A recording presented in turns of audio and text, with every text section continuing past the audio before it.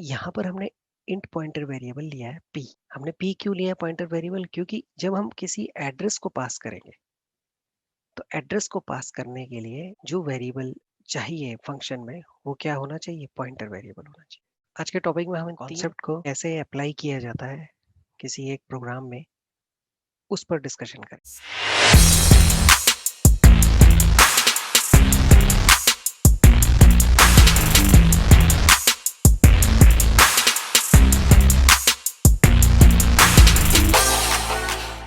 आज हमारा topic of discussion है concept of array, function and pointers. आज के टॉपिक में हम कॉन्सेप्ट को कैसे अप्लाई किया जाता है किसी एक प्रोग्राम में उस पर डिस्कशन करें। तो इस कॉन्सेप्ट को समझने के लिए हम एक प्रॉब्लम को एड्रेस करेंगे और उस प्रॉब्लम का सोल्यूशन डिस्कस करेंगे। प्रॉब्लम स्टेटमेंट क्या है?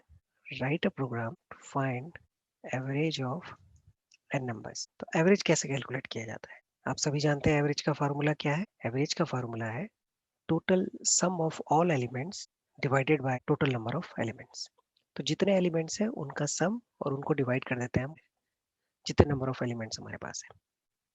जैसे कि इस प्रॉब्लम की प्राइमरी रिक्वायरमेंट है कि यहाँ पर हम एक से ज़्यादा डेटा के साथ ऑपरेट कर रहे हैं और जब हम मोर देन वन डेटा के साथ ऑपरेट कर रहे होते हैं तो हम एरे के कॉन्सेप्ट को यूज करते हैं। तो यहाँ पर प्रॉब्लम स्टेटमेंट में हम इंटीजर्स की बात कर रहे हैं और हम यहाँ पर 10 इंटीजर्स लेंगे और उन इंटीजर्स का एवरेज कैलकुलेट करेंगे। तो अगर हमने 10 इंटीजर्स लेने हैं तो हमें एक एरे बनानी पड़ेगी इंटीजर्स की जिसका साइज जो है 10 होगा। अगर हमें 10 इंटीजर्स लेने हैं तो हमें 10 साइज की एक एरे बनानी पड़ेगी। वो एरे हमारी यहाँ पर है, डिफाइन हो रखी है इंट ARR 10 इसका साइज है और ये टोटल एलिमेंट्स जो उसमें हमने असाइन किए हैं। एरे के कॉन्सेप्ट को अगर आपको समझना है तो इसी चैनल में एरे का डिस्क्रिप्शन दिया गया है प्रीवियस लेक्चर में, आप उसको देख सकते हैं, उसको एक्सप्लोर कर सकते हैं। यहाँ पर एरे का टाइप है इंट, उसका नाम है ARR और उसमें जो साइज है वो है 10। यहाँ पर मैंने एग्जांपल के 1 2 3 4 5 6 7 8 9 10 इस तरह से एलिमेंट्स लिए हैं। इस प्रोसेस को हम इनिशियलाइजेशन भी कहते हैं। यहाँ पर हमने एरे को इनिशियलाइज कर दिया है। एरे को इनिशियलाइज यहाँ पर हमने किया है। स्कैनएफ के थ्रू भी हम एलिमेंट्स उसमें एंटर कर सकते हैं। तो इनिशियलाइजेशन में क्या है कि हमने डेटा यहीं पर क्लियर कर दिया कि क्या डेटा मेमोरी में होना चाहिए। स्कैनएफ में यूजर के पास ऑप्शन आ जाता है या अपनी चॉइस के अकॉर्डिंग वो डेटा एंटर करता है। एक वेरिएबल लिया है हमने एवरेज जिसका टाइप है फ्लोट, क्योंकि एवरेज फ्लोट में भी आ सकता है। उस फ्लोट वेरिएबल में हमने एवरेज एरे के एलिमेंट्स का एवरेज कैलकुलेट करके रिटर्न कर दिया है और फाइनली हमने उस वैल्यू को यहाँ पर प्रिंट कर दिया है।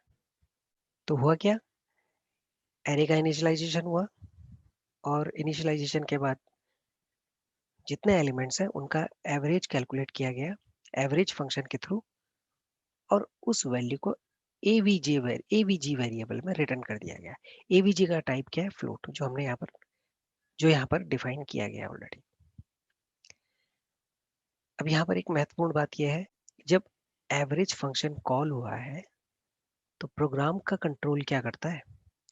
जैसे ही वो इस फंक्शन पे पहुंचता है वो इसकी डेफिनेशन के पास चला जाएगा और आप देख रहे होंगे कि इस फंक्शन का एक प्रोटोटाइप डिफाइन किया है। तो इसमें हमने लिखा है उसका रिटर्न टाइप फ्लोट होगा, क्योंकि एवरेज जो भी कैलकुलेट होगी वैल्यू आएगी वो फ्लोट में ही आएगी। एवरेज हमने उस फंक्शन का नाम दिया है, ग्रीन कलर में मैंने यहाँ पर लिखा है वो आइडेंटिफायर्स है और इंट पॉइंटर हमने एक वेरिएबल लिया है। अब यहाँ पर क्वेश्चन ये हो सकता है कि हमने इंट पॉइंटर वेरिएबल क्यों लिया है। तो जैसे हमने एरे के बारे में बताया था कि एरे का जो नाम है अपने आप में क्या है? एक पॉइंटर वेरिएबल है और हम क्या करते हैं जब हमें कोई एरे को एक्सेस करना हो तो हम पॉइंटर वेरिएबल के थ्रू भी उसे एक्सेस कर सकते हैं। तो यहाँ पर हमने इंट पॉइंटर लिया और इंट पॉइंटर लेने के बाद हमने जो ARR, जो एरे का नाम है ARR, वो बेसिकली एक पॉइंटर वेरिएबल है, वो एड्रेस है first element of the array. Array का जो पहला एलिमेंट है उसका वो एड्रेस है और ये ARR जो वेरिएबल है ये हमने एवरेज फंक्शन में पास कर दिया है। जैसे हम ARR वेरिएबल को एवरेज फंक्शन में पास करते हैं प्रोग्राम का कंट्रोल उसको इस तरह से प्रोसेस करता है। तो आप यहाँ पर देखिए फ्लोट इसका रिटर्न टाइप है क्योंकि इसने फ्लोट वैल्यू रिटर्न करनी है। एवरेज इसका नाम है और यहाँ पर हमने इंट पॉइंटर वेरिएबल लिया है p। हमने p क्यों लिया है पॉइंटर वेरिएबल? क्योंकि जब हम किसी एड्रेस को पास करेंगे तो एड्रेस को पास करने के लिए जो वेरिएबल चाहिए फंक्शन में वो क्या होना चाहिए? पॉइंटर वेरिएबल होना चाहिए। अगर आपको मोर डिटेल में जाना है तो आप इसी चैनल में पॉइंटर पे एक लेक्चर है उसको देख सकते हैं। मैं यहाँ पर बता देता हूँ कि अगर हम इंट पॉइंटर p लिखते हैं तो कोई एड्रेस इस p वेरिएबल को असाइन किया जा सकता है। तो यहाँ पर भी वही हुआ है। एरे का जो एड्रेस है वो फर्स्ट एलिमेंट का एड्रेस होता है, या बेस एड्रेस हम सीधा कहेंगे। तो एरे के बेस एड्रेस को हमने क्या किया, p पे ट्रांसफर कर दिया। उसके बाद एक वेरिएबल लिया सम। एरे के जो एलिमेंट्स हैं उनके टोटल सम को ये वेरिएबल रिप्रेजेंट करेगा। इसका इनिशियलाइजेशन भी कर दिया गया है। तो इसको 0 से इनिशियलाइज किया गया। यहाँ पर इनिशियलाइज करना जरूरी है क्योंकि जब ये कैलकुलेशन होगी तो सम का भी यूज होगा उस पर। तो सम की कोई ना कोई इनिशियल वैल्यू होनी चाहिए।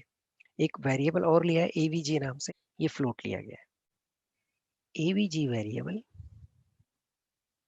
और यहाँ जो यूज हुआ है avg वेरिएबल, ये दोनों अलग अलग है। ये मेन फंक्शन के स्कोप के अंदर है और ये एवरेज फंक्शन के स्कोप के अंदर है। इसलिए दोनों वेरिएबल लोकल वेरिएबल है। ये मेन के लिए लोकल वेरिएबल है और ये एवरेज के लिए। आइडेंटिफायर को इस तरीके से भी यूज किया जा सकता है। अब हम फॉर लूप यूज करेंगे। यहाँ पर हमने फॉर लूप 10 टाइम रन किया। सम में हमने sum plus pointer p plus i add किया, और जब तक ये लूप हमारा चलता है तब तक ये प्रोसेस चलता रहेगा। इन एलिमेंट्स की एवरेज वैल्यू avg को असाइन हो जाएगा। जब ये avg को असाइन होगी तो प्रोग्राम का कंट्रोल कहाँ जाएगा, यहाँ से वापस avg वेरिएबल पर पहुंच जाएगा। एवरेज जो जो कुछ भी कैलकुलेट करेगा वो इस avg पर रिटर्न हो जाएगा। फाइनली हम इसको printf के थ्रू एक्सेस कर लेंगे। इस प्रोग्राम के प्रोसेस को हम मेमोरी के कॉन्टेक्स्ट में कैसे समझते हैं, अब इस पर हम डिस्कस करते हैं। तो मैं इसकी फंक्शन कॉल को यहाँ पर डिटेल में आपको समझाता हूँ किस तरीके से मेमोरी एलोकेशन होता है। हर एलिमेंट को ऐसे सम में वैल्यू स्टोर होती है। इससे पहले आप समझ लीजिए जो मेमोरी ब्लॉक फॉर avg, जब हम पहले avg को डिक्लेयर करेंगे यहाँ पर तो इसके लिए मेमोरी ब्लॉक ये प्रिपेयर हो गया है। ठीक है, अभी ये इसमें कोई वैल्यू नहीं है। मेमोरी ब्लॉक प्रिपेयर हो गया, इसमें कोई वैल्यू नहीं। एक और avg वेरिएबल यहाँ पर डिफाइन हुआ है और सम वेरिएबल डिफाइन हुआ है। इन दोनों के लिए क्या है, मेमोरी ब्लॉक असाइन हो गए। सम में जो वैल्यू इनिशियलाइज हुई थी वो 0 हुई थी। हमने इनिशियलाइज किया तो हम कहेंगे कि भाई सम में जो इनिशियल वैल्यू थी वो 0 थी। ये पूरी की पूरी एरे जो है ये p पे पास हो गई है। p क्या है, इस एरे के बेस एड्रेस को रिप्रेजेंट करेगा। अब इसका मतलब ये कि पूरी की पूरी एरे को ही रिप्रेजेंट करेगा। और value at this address p, value at this address p मतलब इस एड्रेस p पे जो वैल्यू होगी पहली वो होगी 1। तो जब फॉर लूप रन होगा इसका 0 से इनिशियलाइज होगा, तो अब देखिए सम में असाइन हुआ है सम प्लस p प्लस आई। तो i की वैल्यू क्या है, इनिशियली 0 है इस फॉर लूप के अकॉर्डिंग। तो इसको हम इस तरीके से यहाँ पर देखते हैं। i 0 है तो सम कितना होगा, 1 होगा। और p पे जो वैल्यू होगी उस वक्त वो होगी 1। तो आप देखिए 1, क्योंकि i तो 0 है तो p पे वैल्यू 1 है, सम की इनिशियल वैल्यू क्या है, 0 है। तो आप लिखेंगे 0 प्लस 1, तो सम में आ जाएगा 1। अब नेक्स्ट स्टेप पे चलते हैं इसके। i इटरेशन, एक इटरेशन आगे बढ़ेगा, i की वैल्यू हो जाएगी 1। i की वैल्यू जैसे बनी तो p प्लस 1, अब यानी एक नेक्स्ट अगले एड्रेस पे ये जंप करेगा। हमारा जो मेमोरी में नेक्स्ट एड्रेस है ये उस तक पहुंचेगा। और नेक्स्ट एड्रेस पे जो वैल्यू है वो क्या है, 2 है। तो सम आपका 1 था प्लस 2, तो कितना हो गया, सम हो गया आपका 3। यहाँ पर मैं थोड़ा सा मॉडिफिकेशन कर देता हूँ। ये है p प्लस आई। p प्लस आई पे जो वैल्यू है वो है 2। नेक्स्ट इटरेशन में हम आगे बढ़ेंगे, उससे पहले हम बता देते हैं कि सम में क्या वैल्यू आ गई, 3 आ गई। 2 प्लस 1 3। अगले इटरेशन में जो है i की वैल्यू बनेगी 2। तो p प्लस 2 में क्या है आपका, p प्लस 2 में एलिमेंट जो है वो है 3। तो ध्यान दीजिएगा यहाँ पर p plus I plus sum is equal to, तो यहाँ पर जो ऐड होगी वैल्यू 3 प्लस 3 p, यहाँ पर 6 आ जाएगा। नेक्स्ट इटरेशन है 3 पे, और p प्लस आई यानी जो 0 प्लस 3 यानी थर्ड लोकेशन पे जो वेरिएबल है हमारा वो क्या है 4। तो 4 प्लस 6, ये यहाँ पर हम 10 स्टोर करेंगे। नेक्स्ट वैल्यू 4 हो जाएगी, और 4 के साथ जो एलिमेंट है 5, 5 प्लस 10 इज इक्वल टू 15। ये नेक्स्ट वैल्यू 5 6, क्योंकि नेक्स्ट लोकेशन में जो है 6 है। 6 प्लस 15 21। 6 पे आ जाइए आप, 6। नेक्स्ट जो वैल्यू है नेक्स्ट लोकेशन में वो आपकी 7, नेक्स्ट वैल्यू जो है वो 7 है। तो 21 प्लस